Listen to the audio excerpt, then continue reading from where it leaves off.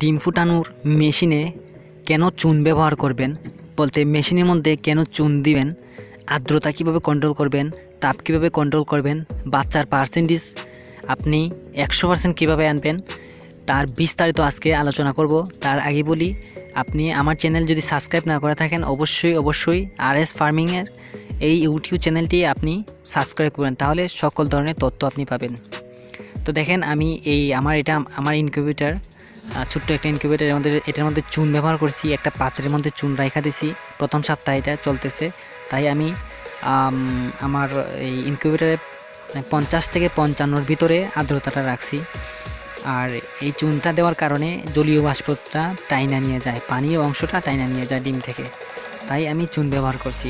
চুন ব্যবহার করলে ডিমের পার্সেন্টেজ, ওতে বাচ্চার যে পার্সেন্টেজ আছে এটা 100% থাকবে, 100% নিশ্চিত থাকবে যদি আপনি চুন ব্যবহার করেন। ঠিক আছে, চুন ব্যবহার করলে পরে যে ডিমের পানি অংশটা টাইনা নিয়ে যায় এই চুনে, তারপরে চুনটা আস্তে আস্তে পাউডার আকারে চলে আসে।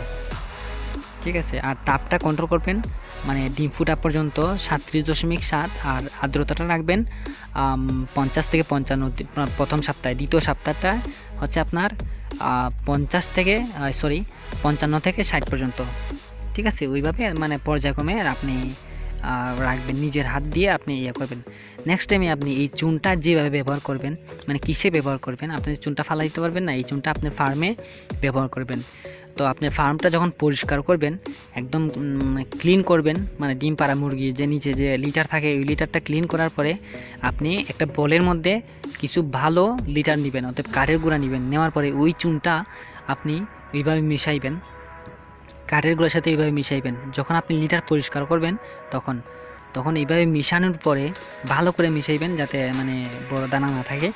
মিশানোর পরে আপনি আপনার যে লিটার পরিষ্কার করা লিটারের যে জায়গাটা আছে না, আপনার ফ্লোরে যেখানে মুরগি থাকবে, ঘুমাবে, ডিম পারবে, ওইখানে আপনি এইভাবে ছিটাই দিয়ে দিবেন।